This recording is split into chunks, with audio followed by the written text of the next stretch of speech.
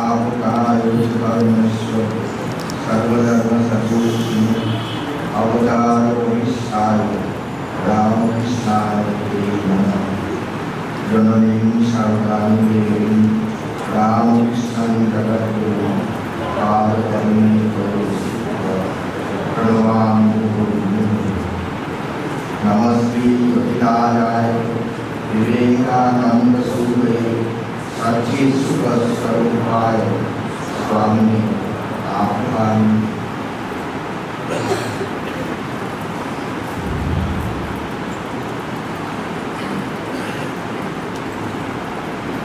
এই আশ্রমের অধ্যক্ষ স্বামী গণবিশানন্দ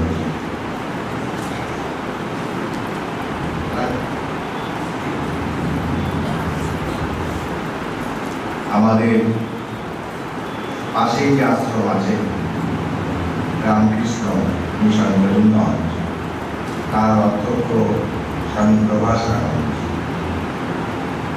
এবং আমাদের একটি মেগা সেন্টার আছে ত্রিপুরা রাজধানী আগরতলাতে, তার অধ্যক্ষ আমার অনুগ্রহ স্বামী শুভকরানন্দ। এখানকার এই আশ্রমে সাধু ব্রহ্মচারী বৃন্দ, ছাত্রাবাসের অত্যন্ত স্নেহে ছাত্রবৃন্দ, এখানকার যারা স্বেচ্ছাসেবক আছেন এবং সর্বোপরি সবচাইতে গুরুত্বপূর্ণ যারা ইংরেজিতে যাকে বলে স্টার অ্যাট্রাকশন, সেটি হচ্ছে আমাদের সচিব মণ্ডলী। সবাইকে আমি আমার অভিনন্দন জানাই, শুভেচ্ছা জানাই। আমি কনিষ্ঠ আনন্দভূমি প্রণাম জানাই এই আধ্যাত্মিক জয়ীকে, ঠাকুর, মা এবং স্বামীজি। অধ্যক্ষ মহারাজ বললেন, আপনারা শুনেছেন যে আমাকে উনি বলতে বলেছেন যে আপনি বলুন দক্ষিণেশ্বর থেকে বেলুড় মঠ এর যে বিবর্তন গাথা, সেটি বলবার আগে আমি আপনাদের স্মরণ করিয়ে দিতে চাই যে রামকৃষ্ণ মঠ এবং মিশন, যাকে বৃহত্তর অর্থে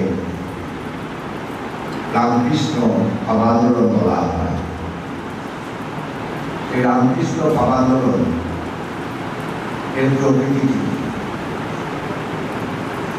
আপনারা যদি অনুমতি করেন তাহলে আমি আমার ব্যক্তিগত অভিজ্ঞতা থেকে শুনব। আমি যখন বেলুড় মঠে প্রশিক্ষণ কেন্দ্রে প্রশিক্ষণরত ব্রহ্মচারী, একদিন সন্ধ্যাবেলায় মন্দিরের কাসর ঘণ্টা তখনও বাজেনি, আরতি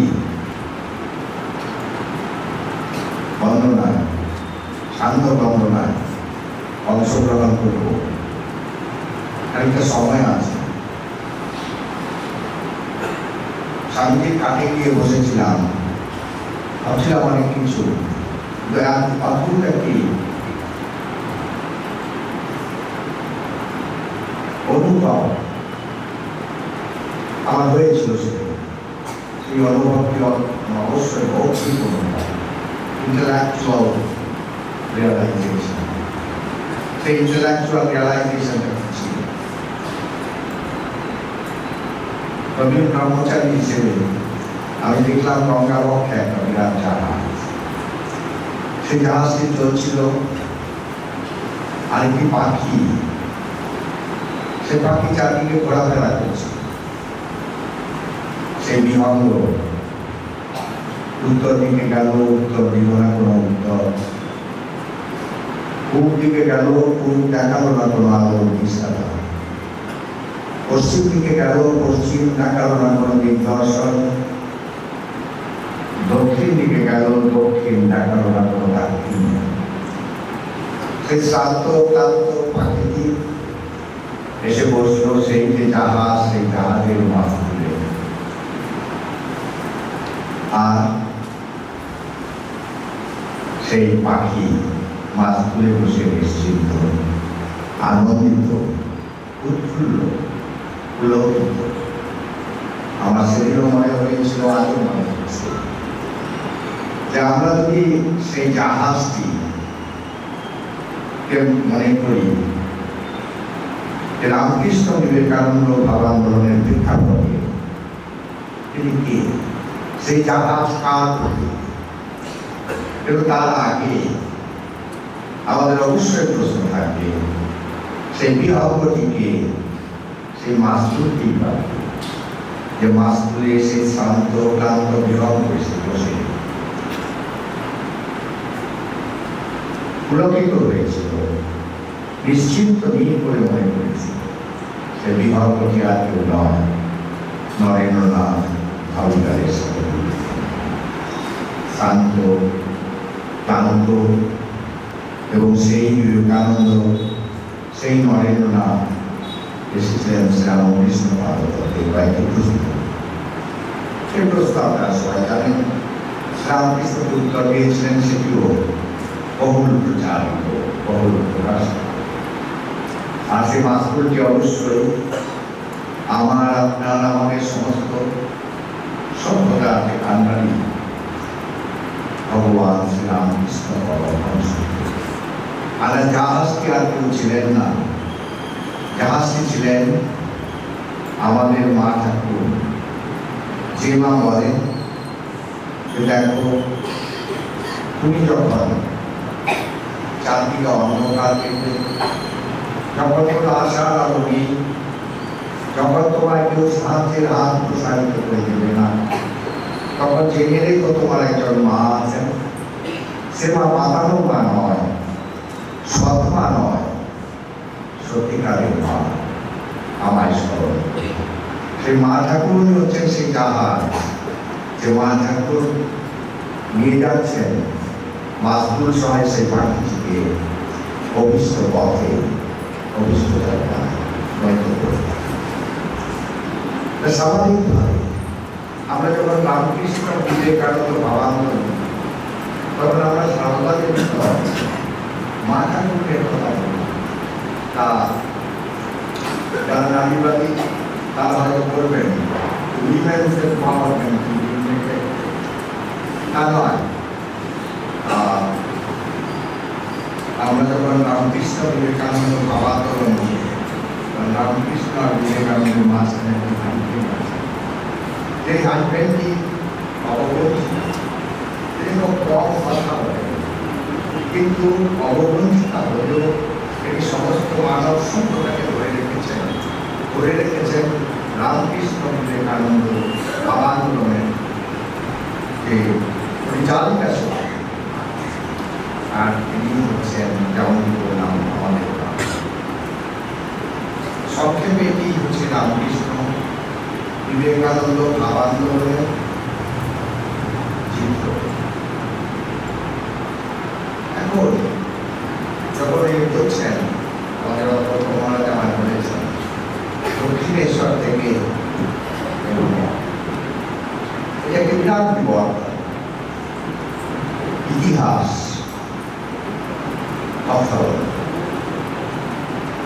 ইতিহাস কখনো নির্বাক নয়।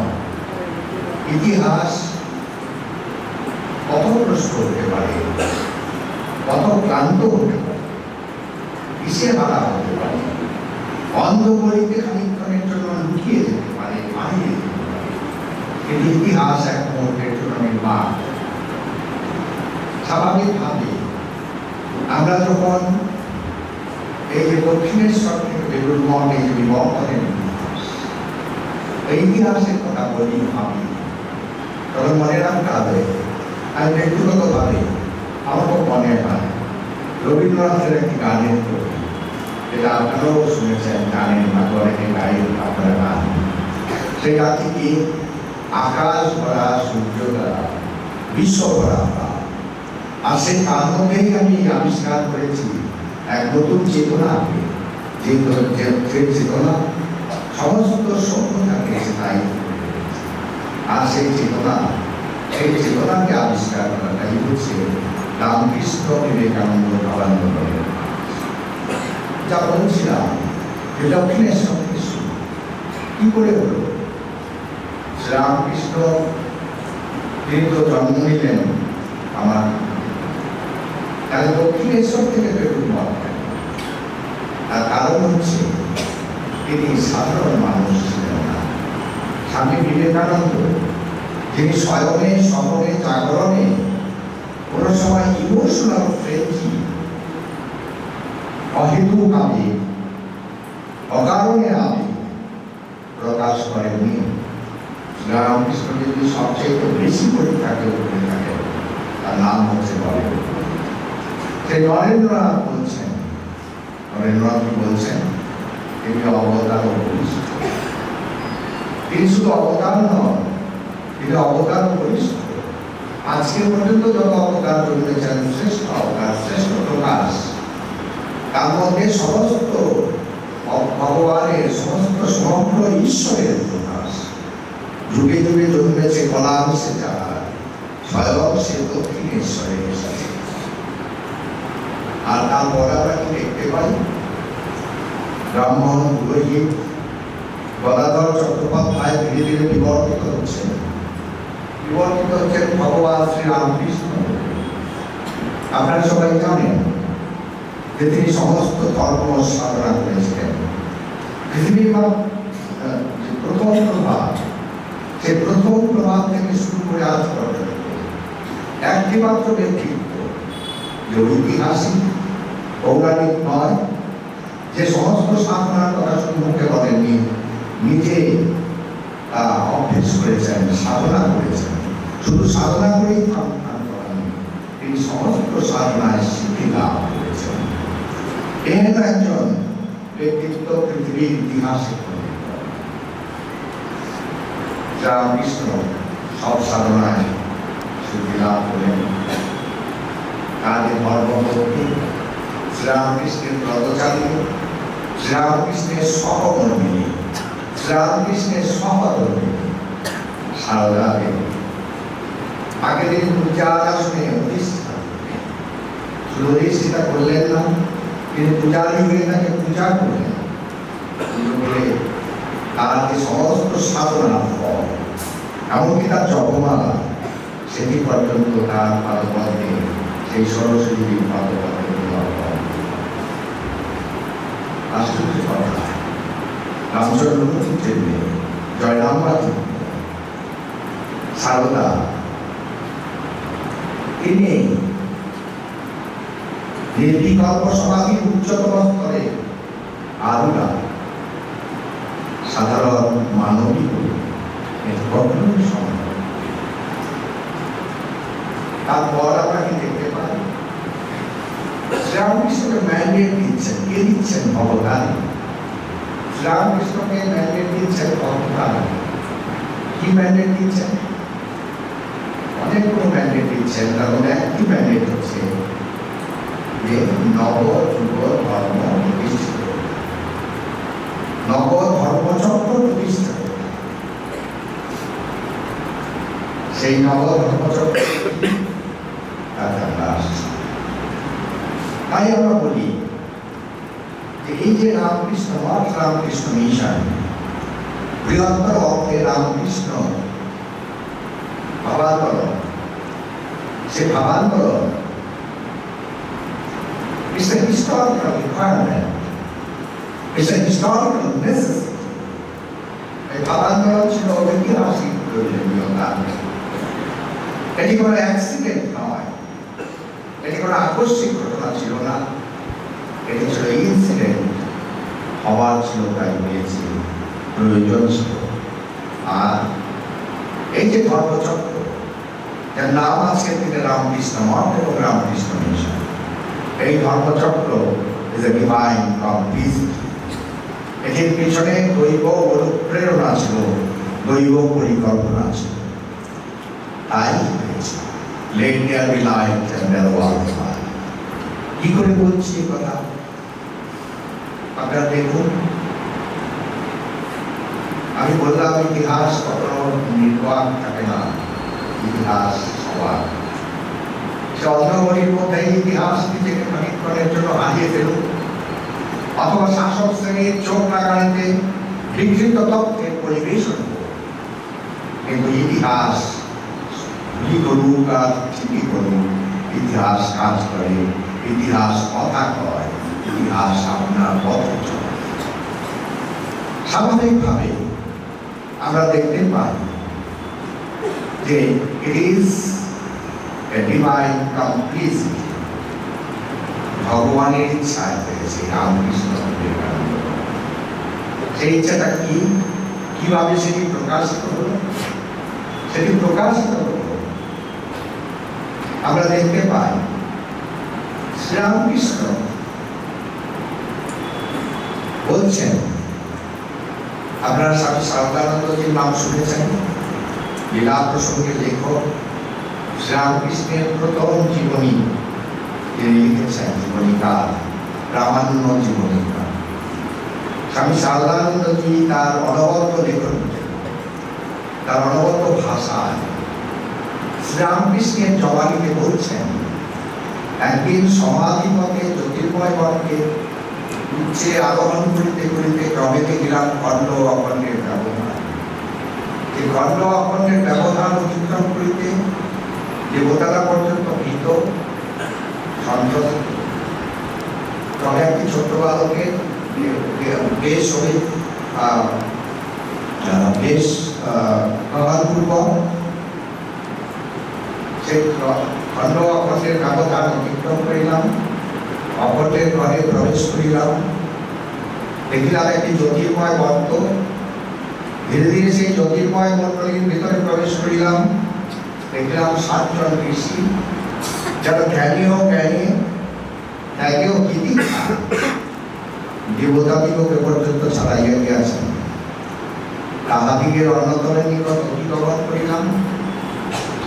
ঋষি এই নিমেষ নেত্রে তাকাইয়া দেখিলেন এই বালকই তাহার হৃদয়ের ধন।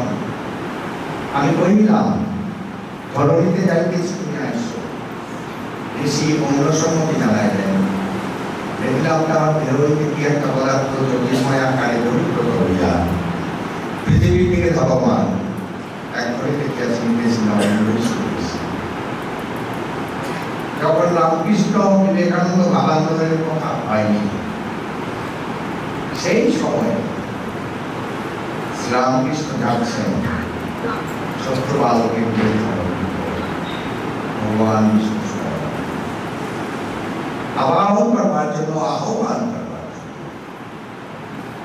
সেই শক্তি যে শক্তি শ্রীরামকৃষ্ণ বলছেন এমনকি কখনো আসেনি, সেই শক্তিকে আহ্বান করছেন।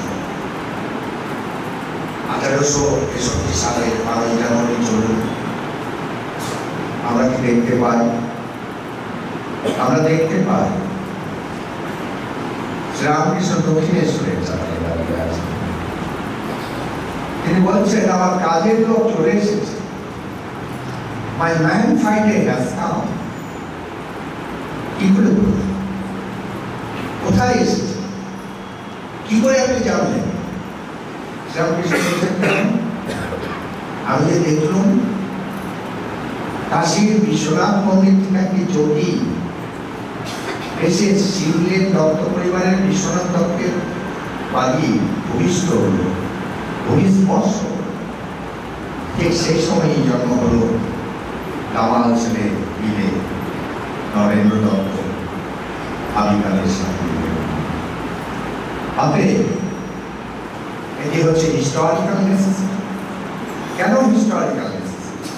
ডিভাইন কমপ্লিসিটি, এটা বোঝা গেল। দৈব নির্দেশে, দৈব ইচ্ছায় এই ভাবের আন্দোলনের সৃষ্টি। আর যেটা বলেছিলাম যে হিস্টোরিক্যাল সেটি কেন? হিস্টোরিক্যাল নেসেসিটি কেন? যখন শ্রীরামকৃষ্ণের আবির্ভাব হল, রামকৃষ্ণ বিবেকানন্দ ভাবান্দোলনে সূচনা হবে, ঠিক সেই সময়ে ভারতবর্ষে চালচিত্রটা কি সময়, ভারতবর্ষের চালচিত্র হচ্ছে সাধারণ মানুষকে পদদলিত করা হচ্ছে।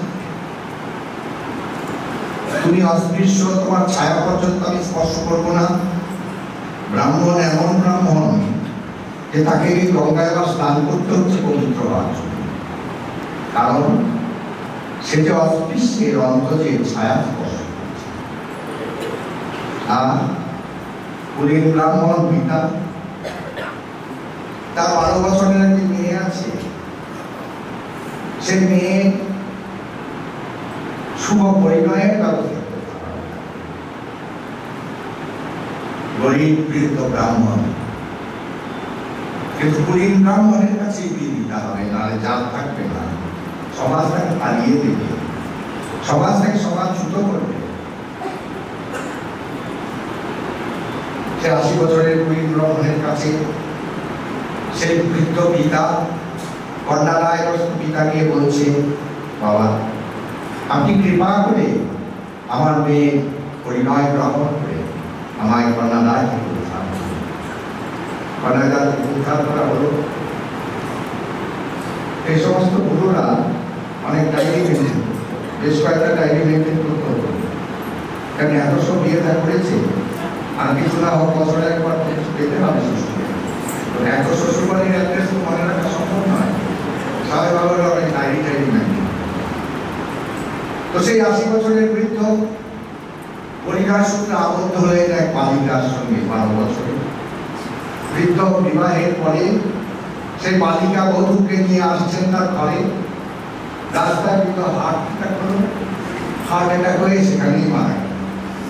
আর সমাজ হাততালি দিয়ে বলছে এই মেয়েটিকে সদ্য বিধবা মেয়ে, বলছে তুমি কি ভাগ্যবতী, তোমার কত ভাগ্য, তুমি এখন সহমরণে যাবে তোমার স্বামীর সঙ্গে, আর স্বর্গের দ্বার খুলে যাবে তোমার সঙ্গে। এই কি ছিল ভারতবর্ষ। যারা নাকি শাক্ত তারা তুলসী পাতা স্পর্শ, যারা ছিল বৈষ্ণব তারা নাকি চিনতে দিয়ে বেলপাতা দিত। এই ছিল হিন্দু সমাজের। এই অবস্থায় প্রয়োজন ছিল এক বিপ্লব, এবং সেই বিপ্লবের জন্যই রামকৃষ্ণ বিবেকানন্দের উপস্থাপনা সভ্যতার কাছে। সেই জন্য এটি হচ্ছে historical necessity, divine complicity। আজ আমরা দেখতে পাই 125 বছর আমরা উত্তীর্ণ করেছি রামকৃষ্ণ মিশনে, রামকৃষ্ণ মঠের কালো মিশন। তা এই যে 125 বছরের রামকৃষ্ণ মিশন, 137 বছরের রামকৃষ্ণ মঠ, তার সম্পর্কে আজ আমরা দেখতে পাই প্রশান্ত মহাসাগরের বিপুল তরঙ্গ, দেখতে পাই আটলান্টিকের তরঙ্গ, দেখতে পাই ভূমধ্যসাগরের তরঙ্গ, আজকাল শুনতে পাই আরব সাগরেও নাকি তরঙ্গ হচ্ছে। কিন্তু সবচেয়ে থেকে আশ্চর্যের কথা যে আমার কাছে দুদিনের ঘটনা, আমার ঘটনার সাক্ষী হওয়ার সৌভাগ্য আমার হচ্ছে। এই যে কোভিড-19 2020 সালে মার্চ মাসে, তার কিছুদিন আগে কলকাতার যে কনসাল জেনারেলের অফিস, চীনা কনসাল জেনারেল, ওখান থেকে ফোন এলো, কনসাল জেনারেল আমার কাছে একটা অ্যাপয়েন্টমেন্ট। তাই বলে বেশ তো আগামী রোববারে আসুন।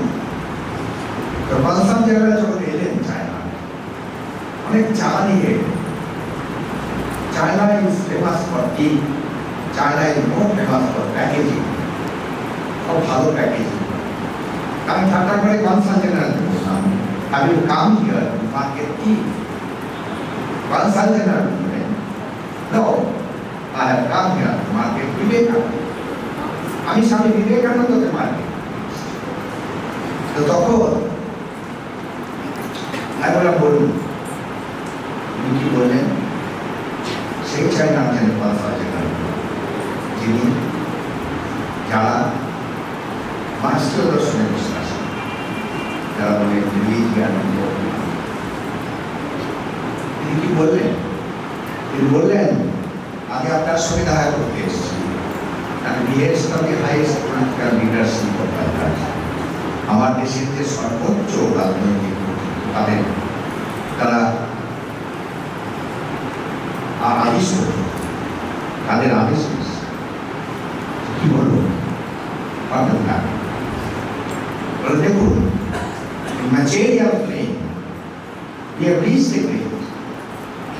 কিন্তু আমাদের একটা বিরাট সংকটের সামনাসামনি আমরা দাঁড়িয়ে আছি।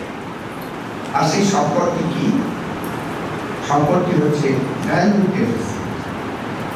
আমাদের যে সমস্ত ছেলেমেয়েরা বিশ্ববিদ্যালয়ে যাচ্ছে, মহাবিদ্যালয়ে যাচ্ছে, তাদের value deficit, crunch of value. তো সেই জন্য আমার হাইয়েস্ট পলিটিক্যাল লিডারশিপ ওরা বলেছেন যে রামকৃষ্ণ মিশনের দেখা করে you work out a package, exchange প্রোগ্রামও হতে পারে, অথবা প্যাকেজ হতে পারে যে রামকৃষ্ণ মিশন আমাদেরকে দেব। কিন্তু দুঃখের বিষয় পরে কোভিড কি হলো, আর চায়না was revealing চায়নার সঙ্গে ডিপ্লোম্যাটিক রিলেশন স্ট্রেন থেকে ওটা বেশি এগোয়নি। কিন্তু ভদ্রলোক এখনো কলকাতায় আছেন, কখনো সাথে ফোন করে কথা বলেছি। আরেকটি ঘটনা আমি যুক্ত, সেই ঘটনাটি হচ্ছে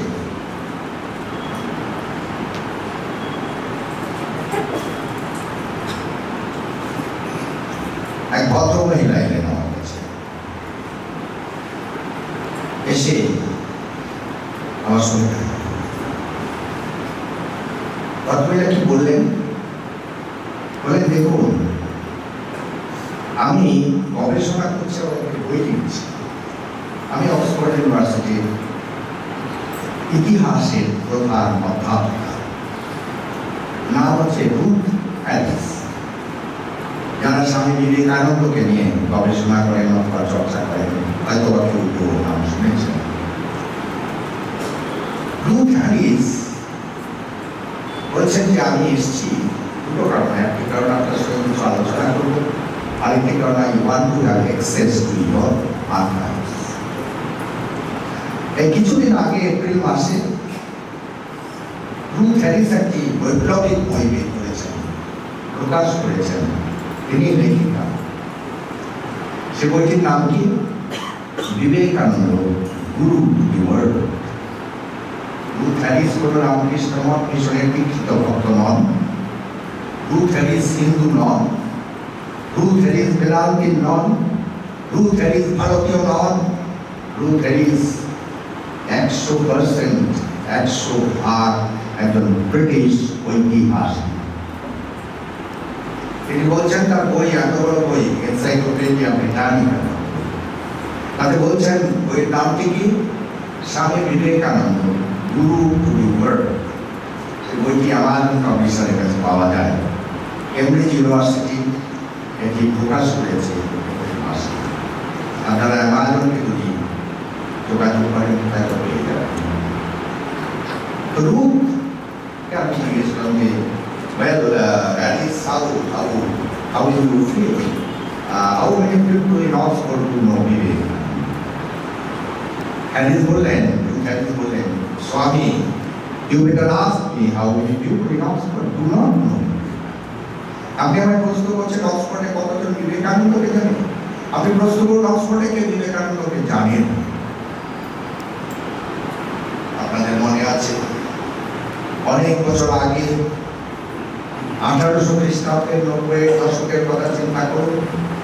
তরুণ সন্ন্যাসী বিবেকানন্দ একজন অধ্যাপকের কাছে গিয়েছেন অক্সফোর্ডে। সেই দিন বৃষ্টি পড়ছিল ঝিরঝির করে। তরুণ সন্ন্যাসী বললেন যে যখন একদিন আমার দ্বারে শ্রীরামকৃষ্ণের সন্তান আসবে না, তিনি আসেন শুধু একদিন। তুমি এসেছো, আমি দেখতে পাই প্রাণ ভরে, চোখ ভরে, যতদূর আমার দৃষ্টিশক্তি আমাকে সক্ষম করে তোমাকে দেখবার আমি দেখতে চাই। তারপরে যে বললাম প্রশান্ত মহাসাগর আর লাভবন্ত সাগর, এগুলো সব কিছুর মধ্যে দিয়ে বিরাট তরঙ্গ আমরা দেখেছি। কিন্তু আমরা কোনো সময় জানতাম না যে ভয়ানক করার জন্য সেই বাঁধ হতে নতুন করে বান এসেছিল, আর সেই বান হচ্ছে বিবেকানন্দ। যে আমাদের এই অবস্থা থেকে যদি বাঁচতে হয়, আমাদের সভ্যতাকে যদি বাঁচাতে হয়, আমাদের কৃষ্টিকে, সংস্কৃতিকে, সমাজকে এবং দেশকে যদি বাঁচাতে হয়, তাহলে আমাদের কিন্তু প্রয়োজন বিবেকানন্দ। এবং তারপরে যে কথাটি আমাকে পরবর্তী সময় সৃষ্টি করতেন, অত্যন্ত মারাত্মক কথা। তিনি বলছেন যে not only Vivekananda is the most respected philosopher in India, he is the most respected philosopher in China too. ভারতবর্ষে শুধু নয়, চীনেও আমরা সবচাইতে শ্রদ্ধেয় দার্শনিকটির নাম বলি স্বামী বিবেকানন্দ। তারপরে যেটি বললেন সেটি আরো মারাত্মক। তিনি বলছেন we have not learned Marx or Lenin from we have not learned socialism from Marx or Lenin, we have learned socialism from Swami Vivekananda. আমরা দেখেছি, আমরা শিখেছি কি সেটা? স্বামী বিবেকানন্দের সমাজ। তাই তো তারা বলছে যে বিবেকানন্দ ইতিহাস, আমরা যে পরিস্থিতিতে আছি তার থেকে যদি উঠা রেহাই তাহলে বিবেকানন্দ তার আমরা একটা জিনিস মনে রাখতে হবে, স্বীকার করতে হবে যে শ্রীরামকৃষ্ণ স্বামী বিবেকানন্দ মাশাআল্লাহ আবির্ভাব অনেক কারণে হয়েছিল, কিন্তু তার মধ্যে দুটি কারণ অত্যন্ত জরুরি, অত্যন্ত গুরুত্বপূর্ণ। সেই দুটি কারণ কি? একটি কারণ হচ্ছে যারা সবার পিছিয়ে, সবার নিচে, সবার আগের মাঝে, তাদের মুখে হাসি। স্বামী বিবেকানন্দকে আমরা কি দেখতে পাই? 1884 সালে দক্ষিণেশ্বরে সেই চিরপরিচিত ঘর রামকৃষ্ণের ঘর, সেই ঘরটিতে তিনি কাকে বসে আছেন, নরেন রাখালেরা সব বসে আছে, রাখাল নেই, নরেন শরৎ আর গিরিশ ভট্ট। বৈষ্ণব ধর্মের সম্পর্কে কথা হচ্ছে। বৈষ্ণব ধর্মে আছে কি আছে? বৈষ্ণব ধর্মে আছে জীবে দয়া, নামে রুচি, আর বৈষ্ণব সেবা, বৈষ্ণব পূজন। এই তিনটি হচ্ছে বৈষ্ণব ধর্মের। কারণ জীবে দয়া বলা হলো, কারণ শ্রীরামকৃষ্ণ সে কি রে, তুই কি জানো কি, তোর দয়া করবার ক্ষমতা কোথায়? বল জীবের সেবা, জীবে পূজন। আমরা পরবর্তী সময় কি দেখতে পাচ্ছি? আমরা দেখতে পাচ্ছি যে স্বামী বিবেকানন্দ ঘর থেকে বেরিয়ে গিরিশবাবুকে আলিঙ্গন করে তিনি বলছেন, জিসি আজ এক নতুন আলোক আমার কাছে উদ্ভাস হলো। ভগবান যদি কখনো দিন দেন, আমি সে কথা সমস্ত পৃথিবীর কাছে পৌঁছে দেব। সমস্ত মানব জাতির ঘরে ঘরে আমি এটি স্বামী বিবেকানন্দ। পরবর্তী সময় আমরা কি দেখতে পাই? আমরা দেখতে পাই স্বামীজি যাচ্ছে আলমোড়াতে। আমরা সবাই জানেন যে স্বামীজি আলমোড়াতে স্বামীজি যখন যাচ্ছেন তার 8 কিলোমিটার আগে কাকরিঘাট, সেই কাকরিঘাটের শান্ত কান্ত তরুণ সন্ন্যাসী বিবিধিসানন্দ, তখন তিনি বিবেকানন্দ পাননি, বসে পড়েছে। তার তেষ্টা মেটানোর জন্য জল দেবার কেউ নেই, কোনো পানীয় দেবার কিছু কেউ নেই, তার ক্ষুধার অন্ন দেবার। বসে তিনি সমাধিস্থ। সমাধি থেকে উঠে স্বামী বিবেকানন্দ কি করেছিলেন, বিবিধিসানন্দ কি করেছিলেন?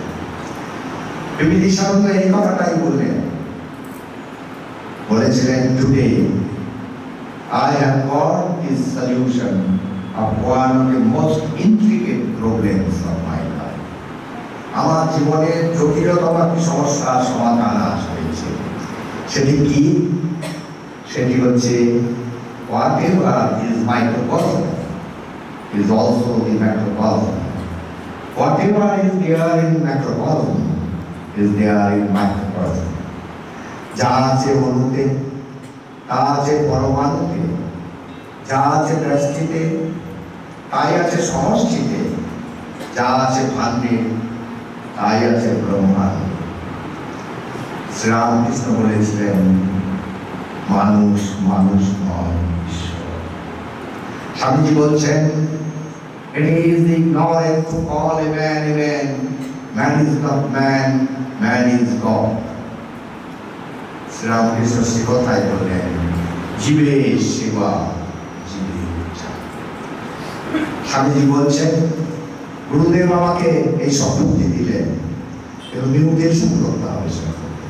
আজকে নিউট্রিশন হলো, আমি বুঝলাম যে এটা আমার সম্পত্তি এবং এই জন্যই আমি এসেছি।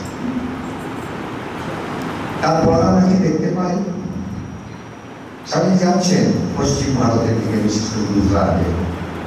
1892 সাল হঠাৎ করে তিনি গুজরাটের ভ্রমণ সমাপ্ত করে চলে যাচ্ছেন গাজিয়াবাদে, ভবানী বাবা, গাজীপুরে ভবানী বাবার কাছে গিয়েছেন। ভবানী বাবাকে উনি শ্রদ্ধা করতেন, ভক্তি করতেন। 3 রাত 3 দিন তিনি ভবানী বাবার কাছে ছিলেন। ভবানী বাবাকে পুজো অর্চনা করে তুষ্ট স্বামী বিবেকানন্দ যখন গাজীপুরের রাজপথে এসে দাঁড়ালেন, তিনি দেখলেন যে গাজীপুরে এক ভবানী বাবা, ভবানী অর্থ ভবনাহার, কিন্তু গাজীপুরের রাজপথের রাত দিয়ে কন্যাকুমারী পর্যন্ত তিনি দেখলেন এই ভবনাহারি বাবারা দাঁড়িয়ে আছেন লাখো লাখো।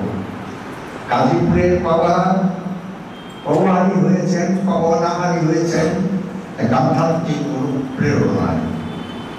কিন্তু এসব ভবানী বাবা তারা ভবনাহারি হয়েছেন কারণ তারা হচ্ছে সেই মিছিলের লোকগুলো, যে মিছিলের লোকগুলো, যে মিছিল থেকে এই আত্মনাম ভেসে আসে, মুখে আমি নিরাশ হয়ে আমি অর্থাৎ।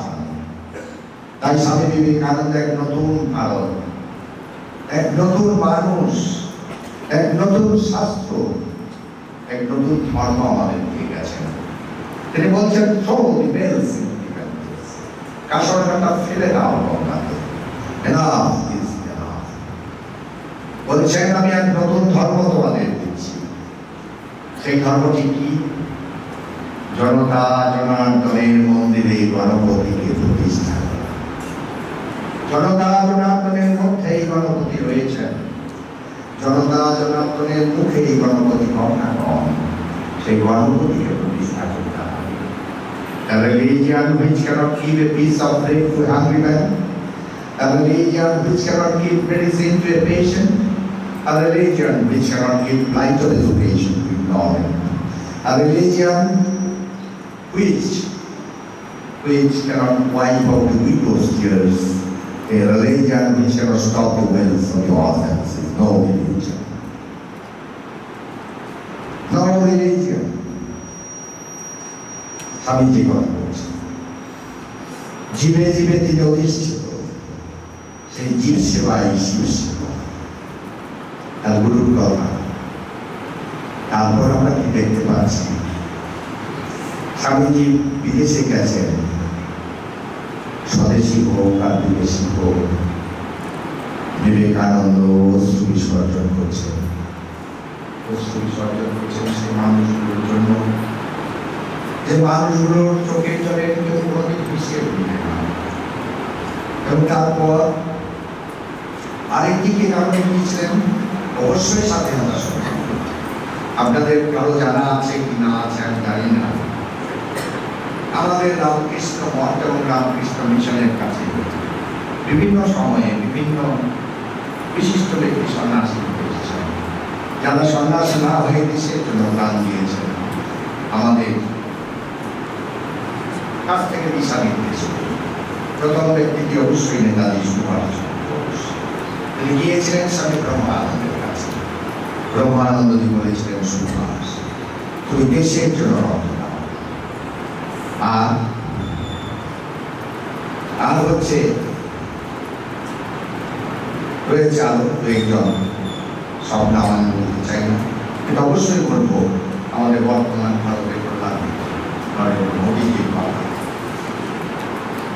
তো স্বাভাবিকভাবেই এই ভারতের স্বাধীনতা, সেটিও স্বামীজির আশীর্বাদ। মনে পড়ে 1897 সেই দিনটি, 14ই আগস্ট, বর্ষখ্যাত সন্ধ্যার স্বামী বিবেকানন্দ, পৃথিবী বিখ্যাত স্বামী বিবেকানন্দ, বিশ্বজয়ী বিবেকানন্দ গুরুদেব বাল গঙ্গাধর তিলকের সঙ্গে কথোপকথনে ব্যস্ত, গঙ্গা ধারে পায়চারি করছেন। হঠাৎ তিলক বলেন, Swamiji, please grant us freedom, আমাদের স্বাধীনতা।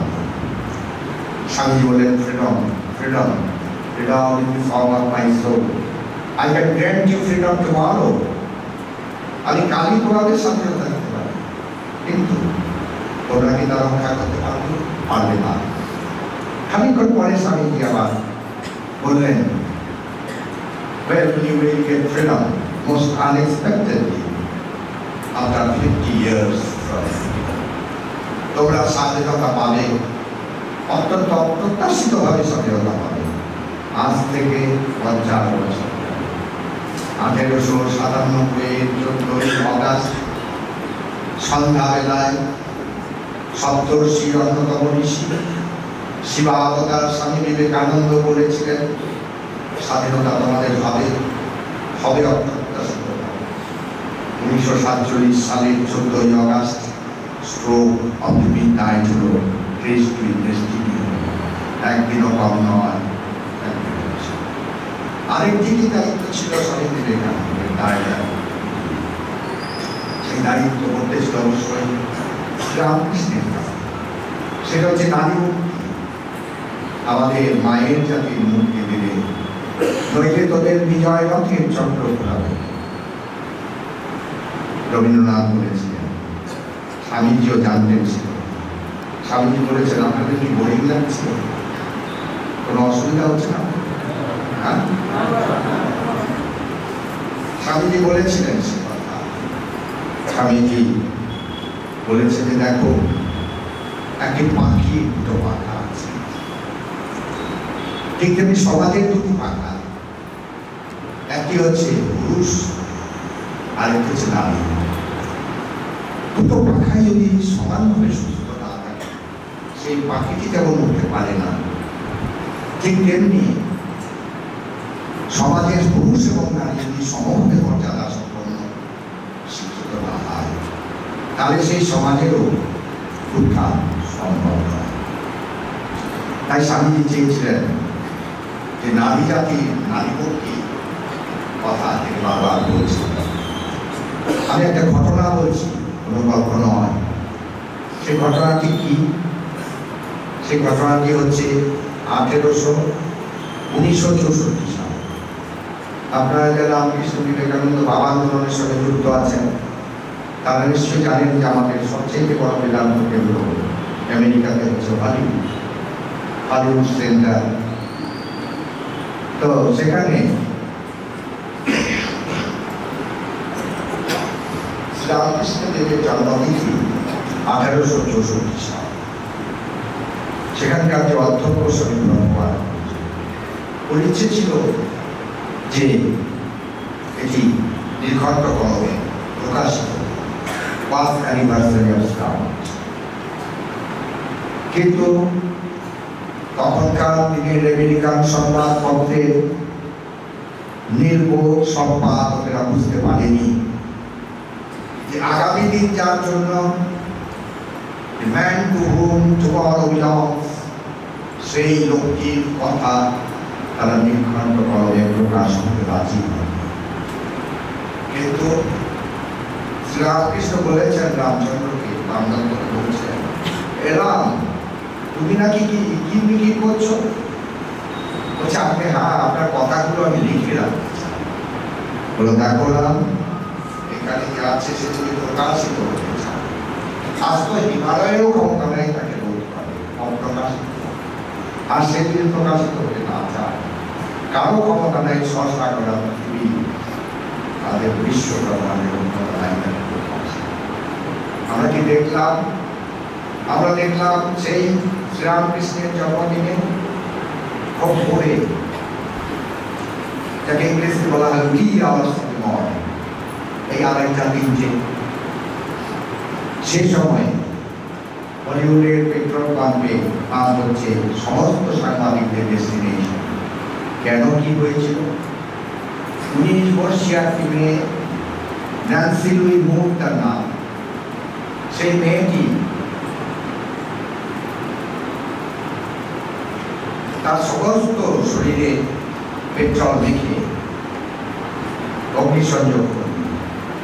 মেয়েটির দেহ ঝুলছিল ওই পেট্রোল পাম্পের পাশে একটি গাছে, প্রসাদ আয়সা সমস্ত দেহ পুড়ে গেছে, দগ্ধ হয়ে গেছে, মেয়েটি মৃত। কিন্তু আশ্চর্য, তার দুটি হাত ইনট্যাক্ট, বাম হাতে একটি প্লাকার্ড আর ডান হাতে একটি ফটো। বাম হাতের প্লাকার্ডে লেখা আছে, হে আমেরিকাবাসী, হে আমেরিকাবাসী, নারী মুক্তি আন্দোলনের নেতৃবৃন্দ, তোমরা যে পথে নারী মুক্তি আন্দোলনকে পরিচালিত করছো, আগামী 100 বছরে সেই নারী মুক্তি আন্দোলনে তোমরা সফল হতে পারবে, আগামী 1000 বছর। তারপর বলছেন, দেখো এই মহাপুরুষকে, প্রাচ্যের এই মহাপুরুষকে, যদি তোমরা সত্যি সত্যি নারী মুক্তি আন্দোলনকে সফল করতে চাও, তাহলে এর কথা শোনো। সেই ফটোটি কার ছিল? ফটোটি ছিল শ্রীরামকৃষ্ণ। শ্রীরামকৃষ্ণের পরমহংসদেবের জন্মতিথি দীর্ঘণ্ড কলমে ছাপাতে দীর্ঘ সম্পাদকেরা রাজি হয়নি কয়েকবার আগে।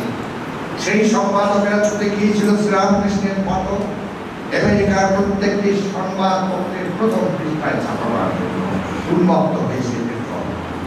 শ্রীরামকৃষ্ণ স্বয়ং প্রকাশ, এবং শ্রীরামকৃষ্ণ এসেছিলেন মায়ের জাতির মুক্তির জন্য। মায়ের জাতির মুক্তি দেবে, নইলে তোদের বিজয় রথের চক্র। স্বাভাবিকভাবে এই যে চক্র রামকৃষ্ণ, সারদা, বিবেকানন্দ প্রবর্তন করে গেছে, সেই চক্রে আজ বলতে পারেন 125 বছর, অথবা বলতে পারেন 135 বা 37 বছর। আপনারা শুনে আশ্চর্য ভাবেন, আমরা এই রামকৃষ্ণ মিশনের 125 বছর এর উদ্বোধনী অনুষ্ঠান সেটি হয়েছিল 2022 পয়লা মে। 125 বছর পূর্তি হয়েছে 2023 আমার কাছে ভারত সরকার থেকে চিঠি এসেছিল। ভারত সরকার থেকে চিঠি এসেছিল যে রামকৃষ্ণ মিশনের 125 বছর পূর্তি উপলক্ষে আপনারা যা কিছু করতে চান ভারত সরকারকে জানান, ভারত সরকার আপনাদের সহযোগিতা করবে, সাহায্য করবে, কাঁধে কাঁধ দিয়ে মিলিয়ে এই অনুষ্ঠানকে সফল করার।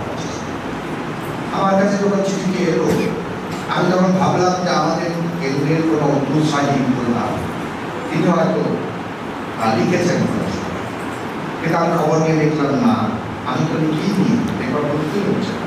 আমরা একটা ধর্মীয় প্রতিষ্ঠান, আমরা একটা সেবামূলক প্রতিষ্ঠান, আমাদের 125 বছর পূর্তিতে ভারত সরকার।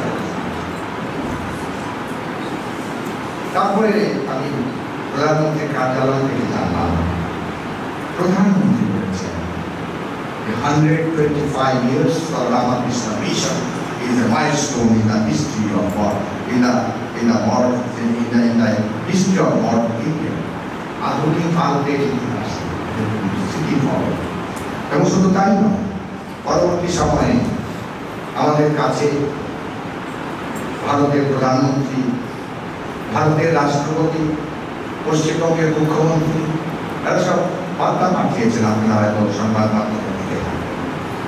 সেখানে ভারতের রাষ্ট্রপতি কি বললেন?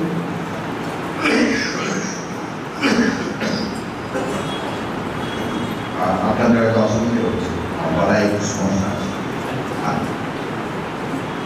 ভারতের রাষ্ট্রপতি বললেন, Ramakrishna mission is symbol of integrity. Ramakrishna mission হচ্ছে সততার মূর্ত প্রতীক। ভারতবর্ষের প্রধানমন্ত্রী কি বললেন? ভারতবর্ষের প্রধানমন্ত্রী বললেন যে আমরা যে কোনো কাজ করি, সে সামাজিক হতে পারে, পারিবারিক হতে পারে, ব্যক্তি স্তরে হতে পারে, অথবা জাতীয় স্তরে হতে পারে। It must be done in Vivekananda way. Ramakrishna Mission is a gift by Swami Vivekananda to his Guru Sri Ramakrishna. এটি বলছেন ভারতের প্রধানমন্ত্রী। পশ্চিমবঙ্গের মুখ্যমন্ত্রী বলছেন, তিনি বলছেন, আমাকে লিখিত বার্তা জানিয়েছেন, Ramakrishna Mission stands for excellence. Excellence means Ramakrishna Mission. Ramakrishna Mission হচ্ছে excellence, উৎকর্ষতার প্রতীক। উৎকর্ষতা মানেই হচ্ছে Ramakrishna Mission। স্বাভাবিকভাবে এই যে বিবর্তন, সেই বিবর্তনে আজকের দিনে দাঁড়িয়ে আমরা কি দেখতে পাচ্ছি? আমরা দেখতে পাচ্ছি যে গদাধর চট্টোপাধ্যায়ের পরিক্রমা শুরু হয়েছিল দক্ষিণেশ্বরে, সেই দক্ষিণেশ্বর থেকে গঙ্গা বক্ষে একটি নতুন আন্দোলনের জন্ম হল। আর সেই আন্দোলনে সাধক এবং সাধনা, আমরা দেখতে পাচ্ছি প্রত্যেকে সাধনা করছেন এবং প্রত্যেকে সাধক। শ্রীরামকৃষ্ণের ভবতারিণী সাধনা, ভবতারিণীর শ্রীরামকৃষ্ণ সাধনা, শ্রীরামকৃষ্ণের সারদা সাধনা, সারদা রামকৃষ্ণ সাধনা, নরেন্দ্রের রামকৃষ্ণ সাধনা, রামকৃষ্ণের নরেন্দ্র সাধনা। তাই আজকে প্রশ্ন উঠেছে, আজকে গবেষণার বিষয়বস্তু হয়ে গেছে। দক্ষিণেশ্বর থেকে যাত্রা করে আজ যখন বেলুড় মঠ এসে পৌঁছেছে, শতবর্ষ পরে, 125 বছর পরে, অক্সফোর্ড ইউনিভার্সিটিতে গবেষণা হচ্ছে। গবেষণা হচ্ছে যে 125 বছর আগে একটি সংঘের জন্ম হয়েছিল, একটি সংগঠনের জন্ম হয়েছিল।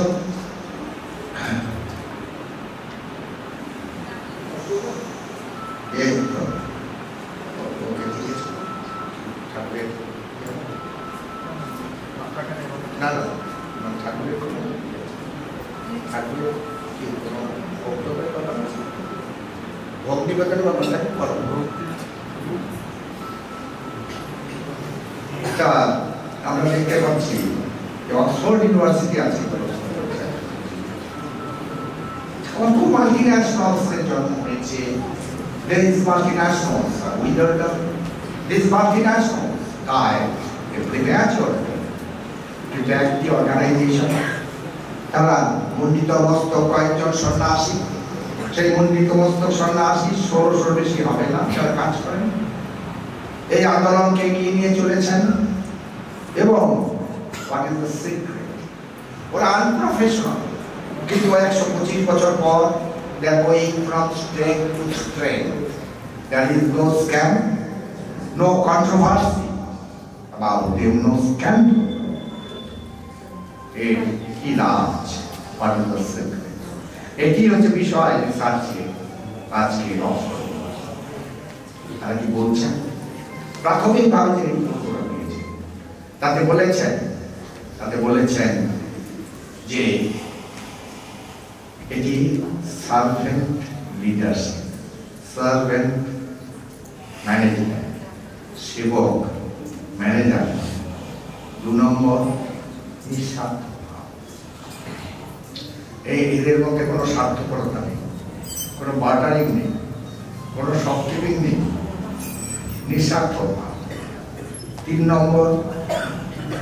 নম্বর হচ্ছে একটা নন প্রফিটাইং, কাউকে সম্মান করা। 4 নম্বর তারা মানুষের ভেদাভেদ করে না। সমস্ত জাতি, সমস্ত সেক্ট থেকে আমাদের সন্ন্যাসী আছে। রামকৃষ্ণ সংঘ, সেখানে যত সম্প্রদায় আছে পৃথিবীতে সমস্ত সম্প্রদায়ের লোকেরা রয়েছেন সন্ন্যাসী হিসেবে। মহাপুরুষ মহারাজকে একজন জিজ্ঞেস করেছিলেন, মহারাজ ক্রাইস্ট মিরাকল দেখিয়েছেন, সব অবতাররা মিরাকল দেখিয়েছেন, ঠাকুর তো মিরাকল শিখে বিভিন্ন দেশে, সব পৃথিবীর বিভিন্ন ধর্মে, বিভিন্ন খাদ্যাভ্যাসে, বিভিন্ন সংস্কৃতি ছেলেরা এসে they are living like brothers more than the brothers born of the same parents. দুজন একই মা পিতার ছেলে, দুজন একজনের মাথা কাটে একই চিজমের জন্য। হয়তো শিলচরে হয় না, কলকাতায় হয়। তা সেটাই হোক, এখন কথা হচ্ছে এরা যে আছে, they are more brotherly than brothers born of the same parents. এটা কি মিরাকল নয়? এটি অসাম্প্রদায়িক সংঘ। Ramakrishna movement is a non-sectarian এবং সমস্ত পৃথিবীতে যত ধর্ম সম্প্রদায় আছে সন্ন্যাসী আনুপাতিক হারে, এখন কোন কোন সন্ন্যাসীর সঙ্গে 1 লাখ 2 লাখ সন্ন্যাসী হয়তো আছে, আনুপাতিক হারে সবচেয়ে বেশি কনগ্লোমারেশন অফ লার্নেড মনস রামকৃষ্ণ। সমস্ত পৃথিবীর মধ্যে রামকৃষ্ণ সঙ্গে হচ্ছে সবচাইতে বিদ্যার। আজকে এই যে ক্ষুদ্র রামকৃষ্ণ সংঘ, সেই রামকৃষ্ণ সঙ্গে আজকের দিনে সবচাইতে বড় যে গরিতব্য, সেই রামকৃষ্ণ সঙ্গের একজন তরুণ সন্ন্যাসী। আপনার নাম হয়তো শুনে থাকবেন, মহান মহারাজ। ও সন্ন্যাস নামটা কি? বিদ্যানাথানন্দ। তিনি হচ্ছেন সবচাইতে বড় গরিতব্য। আজকে পৃথিবীতে যে কোনো জায়গায় কোনো ম্যাথমেটিক্যাল সেমিনার হলে বিদ্যানাথানন্দ না হলে হয় না। আমি এক বছর 2 আগে বোম্বেতে একটা ইউনিভার্সিটি হলে আমন্ত্রিত হয়েছিলাম বলবার জন্য। আমি যখন বিদ্যানাথানন্দ আমি গিয়েছি শুনে, কারণ ওর সার্ভিসটা ইয়েনে নিয়েছিল আমাদের tata institute of mechanical research, তখনও বোম্বেতে ছিল, এখনো বোম্বেতে আছে। তো এসেছিল, আমি ওখানে গিয়েছি। তখন আমি যখন ওকেও সম্বোধন করি, সমস্ত ইউনিভার্সিটি কলেজের মেয়েরা মহান মহারাজ, মহান মহান। তা আমি বললাম, তুমি ওদের দিকে তাকাও, দেখো, দেখতে চাই। আপনারা সবাই জানেন সর্বপ্রিয় আনন্দের কথা, তার ক্ষেত্রেও বাচ্চা ছিল। সর্বপ্রিয় আনন্দ এসেছিল কলকাতায়, আসে মাঝে মাঝে, গিয়েছিল ব্যাঙ্গালোরে। সর্বত্র উদ্বেগ জনতা। এই কিছুদিন আগে এসেছিল কালচার ইনস্টিটিউটে, 4টে থেকে ইনস্টিটিউট অফ কালচারের সমস্ত হল ভর্তি, লন ভর্তি, বারান্দা ভর্তি, বেদি ভবন এবং ইনস্টিটিউট অফ কালচারের মাঝখানে পাবলিক রোড সেটি ভর্তি, যে অডিয়াম এবং যে অডিয়ান্স তার মাঝখানে যে বাফার স্পেস সেটা ভর্তি, বক্তার পেছনে স্টেজে যে স্পেস সেটা ভর্তি। তাতে করেও 60 ভাগ লোক থাকতে পেরেছিল, 40 ভাগ লোক চলে যেতে হয়েছিল। ওরা দাঁড়ানোর স্থান পায় না। তো তার পরের দিন I was flooded with messages, SMS, mail, WhatsApp, বিভিন্নভাবে ফোন বলছে যে দেখুন, আমরা ভেবেছিলাম কলকাতা মরে গেছে, কিন্তু কাল সন্ধ্যাবেলা থেকে আমরা ভাবতে শুরু করেছি, আমরা আশ্বস্ত যে কলকাতা এখনো মরেনি। এই তরুণ সন্ন্যাসী, তিনি কোনো ফিল্ম স্টার নন, তিনি কোনো আন্তর্জাতিক ক্রিকেটার নন, তিনি কোনো আন্তর্জাতিক ফুটবলার নন, তিনি কোনো ইন্টারন্যাশনাল মডেলও নন। একজন সন্ন্যাসী বেদান্তের কথা বলেন, তার কথা শোনার জন্য এই কলকাতাতেও এমন উন্মাদ, এমন যে ক্রেজ যাকে বলে, সেটি ভাবতে পারিনি। তাই নতুন করে ভাবতে শিখেছি আমরা। Calcutta has not died. Calcutta didn't die. Calcutta is still alive. এই অবস্থা আজকে অক্সফোর্ড ইউনিভার্সিটিতে ইস্টার্ন ফিলসফিতে সবচাইতে প্রসিদ্ধ যে ব্যক্তি। আরেকটি ঘটনা বলে আমি আমার বক্তব্য শেষ বলছেন।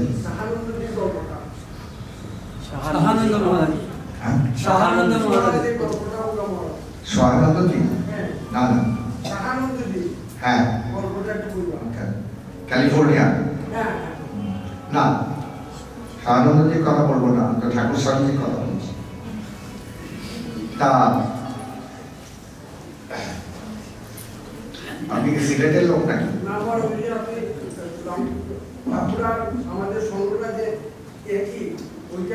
দেখুন, এটা তো ব্যক্তিকে নিয়ে কথা হচ্ছে না, এটা আন্দোলনকে নিয়ে কথা হচ্ছে। এই মুহূর্তে আমি এই প্রসঙ্গে বলবো না। আপনি কোনো সময় যদি সুযোগ হয়, আপনি অ্যাপয়েন্টমেন্ট করে কলকাতায় যদি আসেন কখনো, অ্যাপয়েন্টমেন্ট করে আমার কাছে আসবেন, আমি অবশ্যই কথা বলবো, কিছু মনে করবেন। তা এটি বললেন। আরেকটি ঘটনা বলে আমি শেষ করব। সেটি হচ্ছে যে লোকেশ্বর আনন্দজি রাশিয়ায় গেলেন। আপনারা জানেন যে যখন ক্লাসনস্ট হয়ে গেছে, পেরিস্ট্রোইকা শুরু হয়নি, মিখাইল গর্বাচভ রাশিয়ার প্রেসিডেন্ট, অর্থাৎ 80 দশকের শেষ এবং 90 দশকের শুরুতে অর্থোডক্স চার্চ 1000 ইয়ার। অর্থোডক্স চার্চ হচ্ছে যেহেতু 1000 বছরের পুরনো একমাত্র ধর্মীয় সংগঠন, স্বীকৃত ধর্মীয় সংগঠন রাশিয়া। তাদের 1000 বছর পূর্ণ হচ্ছে। ভারত সরকার ভারত সরকার লোকেশ্বরানন্দজিকে বলেছিল। তো তখন লোকেশ্বরানন্দজি যে হোটেলে ছিলেন, সেই হোটেলে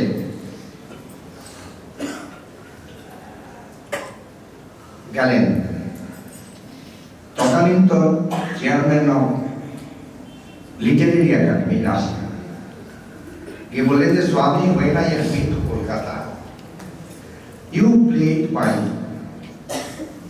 as a host to me. আপনি আমাকে আতিথেয়তা দিয়েছিলেন, ভারত সরকার লিখেছিল আপনাদের ইনস্টিটিউটে, অপূর্ব আতিথেয়তা। আমি শুনলাম যে আপনি এই শহরে এসেছেন, তাই এলাম। I want to reciprocate, অর্থাৎ আপনি যে আতিথেয়তা দেখালেন আমাকে, সেটি আমি রেসিপ্রোকেট করতে চাই, আপনাকে আমি আতিথেয়তা। লোকেশ্বর বললেন, কি তুমি চাও? বললো, I want you to join a band, নৈশভোজে আমরা যোগদান করতে চাই। একটি নৈশভোজের আয়োজন করবো, তাতে আপনি থাকবেন, আপনি মুখ্য আকর্ষণ। লোকেশ্বরজি খুব ভদ্রলোক ছিলেন। যারা লোকেশ্বরজিকে চেনেন তারা জানেন যে he was gentleman in spirit and actuality.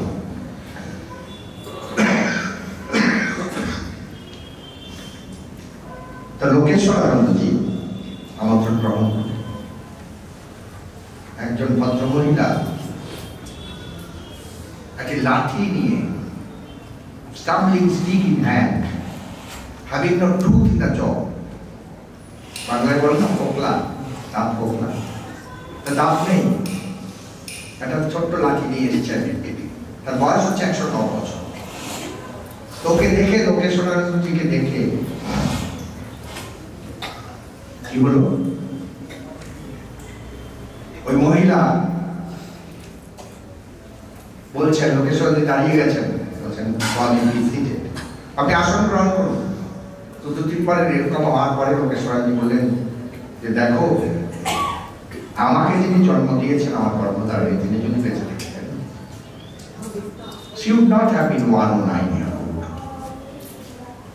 তো আমি তোমার সামনে কি করে বলবো, তুমি বয়োজ্যেষ্ঠ। আর আমি এমন একটি সন্ন্যাসী সঙ্গের প্রতিনিধি, যে সন্ন্যাসী সঙ্গে প্রত্যেকটি নারীর ভিতরে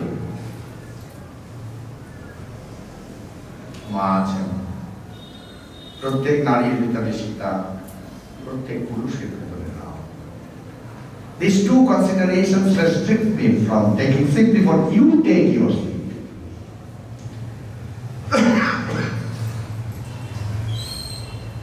উনি বলছেন স্মিত কণ্ঠে, You belong to the Ramakrishna. You belong to the Ramakrishna. Location said, yes, ma'am. I do belong to Ramakrishna. You belong to Ramakrishna. Ramakrishna is so pure. You are so pure. How can I take my seat unless you take your seat, Swami? সে মহিলা 1917 সালে রাশিয়ায় যে সাংস্কৃতিক বিপ্লব হলো, সেই সাংস্কৃতিক বিপ্লবে তিনি লেনিনের প্রাইভেট সেক্রেটারি, যে লেনিন বলেছেন রিলিজিয়ান ইজ ওপিনিয়ন। তা স্বাভাবিকভাবে বাতাস বইছে, বান আসছে, আর সেই বান আর কিছু নয়, রামকৃষ্ণ বিবেকানন্দের বান। স্বামীজি পরিষ্কার বলেছেন, if somebody can prove that there was none called Christ, the entire edifice of Christianity will crumble down. If somebody can prove disprove the historicity of Buddha, Buddhism will be extinct. But the historicity of my master cannot be doubted, because he is caught in modern terror. আমার যে প্রভু, আমার যে হৃদয় সম্রাট, আমার ইহকাল পুরকাল, আমার আচার্য, আমার ইষ্ট রামকৃষ্ণ পরমহংসদেবের ঐতিহাসিকতা কেউ করতে পারবে না, করতে পারবে, কারণ তিনি আধুনিক যুগের ক্যামেরায় আবদ্ধ হয়ে আছেন। তাই তো আমরা দেখতে পাই 1993 সালে যখন আমরা শিকাগো শতবার্ষিকী উদযাপন করছি, তো শিকাগো শতবার্ষিকীতে একটি বই বেরিয়েছিল, ক্যামব্রিজ হার্ভার্ড ইউনিভার্সিটি। বইটি লিখেছিলেন হার্ভার্ডের একটি দম্পতি, বৈজ্ঞানিক দম্পতি। সেই বৈজ্ঞানিক দম্পতি বইটি লিখেছিলেন, তার নাম হচ্ছে মিসেস অ্যান্ড মিস্টার লিওনিয়াস টার্নার। সেই বইতে কি বলা আছে, বইটির নাম হচ্ছে গিফটস আনওপেন্ড, উপহার যেটা খোলা হয়নি। সেই বইতে লেখা আছে যে 100 বছর আগে ক্রাইস্ট আমাদের একটা উপহার পাঠিয়েছিল, but we are so casual about it. আমরা সেই লাল ফিতে খুলে প্যাকেট খুলে উপহারটি কি দেখবার প্রয়াস পাইনি। It's better late than never. বিলম্ব হলো এসো দেখি মোড়ক খুলে কি উপহার।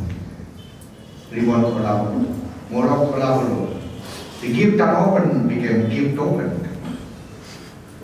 সেটা কি উপহার ছিল 100 বছর আগে আমেরিকাবাসীকে যীশু খ্রিস্ট কি উপহার পাঠিয়েছিলেন। মিসেস অ্যান্ড মিস্টার লিওনিয়াস টার্নার বলছেন, it is বিবেকানন্দ যে উপহারটি পাঠিয়েছিলেন, সে উপহারটির নাম হচ্ছে স্বামী বিবেকানন্দ। 100 বছরের মধ্যেও আমরা এই উপহারটিকে আবিষ্কার করবার, দর্শন করবার, অবলম্বন করবার প্রয়াস পাই। বিলম্ব হলেও এসো তার দিকে তাকায়। তারপর সেই যে বইটি, তার প্রথম যে ক্যান্টো, প্রথম যে অধ্যায়, সে অধ্যায়ের প্রথম লাইনটি হচ্ছে, if Columbus discovered the soil of America, Vivekananda discovered the soul of America।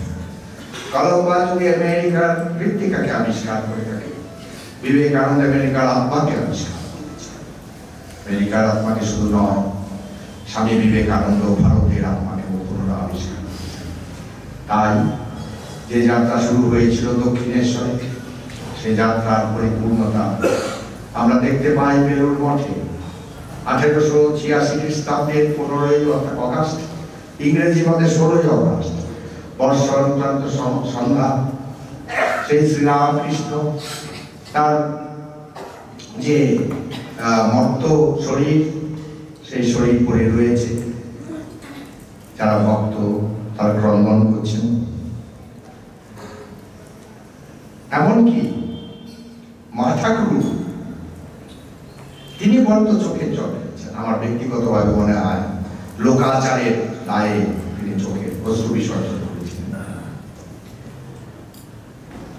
কিন্তু নরেন্দ্রনাথ এবং মা ঠাকুর জানতেন, অনেকেই ভেবেছিল যে 50 বছরে যে ব্যক্তিত্বের শুরু, সেই মহাজীবনের শুরু কামারপুকুর থেকে, সেই 50 বছর পর নিঃশব্দে বাবুল চলে গেল। তার নশ্বর দেহ অগ্নিসংযোগ করবার পর ধুমরা আকারে সেই অগ্নি আকাশচুম্বী হয়ে গেল। তার ভেতরে আর প্রত্যাবর্তনের কোনো প্রতিশ্রুতি নেই, তা নয়। নরেন্দ্রনাথ জানতেন, মা ঠাকুর জানতেন যে Sri Ramakrishna Shelley's Skylark. Shelley's Skylark so fire the fire till it is lost in the clouds of heaven. Shelley's Skylark উদ্ধারিত হয় যতক্ষণ পর্যন্ত না মেঘে নামালে চলে যায়, ততক্ষণ পর্যন্ত সে শুধু উদ্ধারণেই ব্যস্ত। তার ভেতরে প্রত্যাবর্তনের কোনো প্রতিশ্রুতি নেই। কিন্তু শ্রীরামকৃষ্ণ ছিলেন Wordsworth's Skylark. Wordsworth's Skylark, true to the kindred points of heaven and home. সেও উদ্ধারিত হয়। সেই ধূম্র বাষ্পাকারে ঘনীভূত হয়েছিল, আকাশচুম্বী হয়েছিল, নীলিমায় মিশে গিয়েছিল, কিন্তু তার ভেতর প্রত্যাবর্তনের বলিষ্ঠ প্রতিশ্রুতি ছিল। তাই আমরা দেখতে পাই কাশীপুর মহাশ্মশানে যে মহামানবের নশ্বর দেহ অগ্নিভূত হয়েছিল, সেই মহামানব ফিনিক্সের মতো আবার কাশীপুরের 90 ডিগ্রি বিপরীত দিকে গঙ্গার পশ্চিম কূলে বেলুর গ্রামে শান্তিবাড়িতে প্রত্যাবর্তন করলেন। আর সেটাই হচ্ছে বেলুর মঠ পর্যন্ত শ্রীরামকৃষ্ণের বিবর্তন। তাই আমরা আমাদের বক্তব্য শেষ করছি। আপনাদের সবার কাছে আমার কৃতজ্ঞতা জানাই। আমি বিশেষ করে কৃতজ্ঞ এই আশ্রমের অধ্যক্ষ মহারাজের কাছে, যিনি আমাকে আজকে এই স্মৃতিচারণের কথা বলবার সুযোগ দিয়েছেন।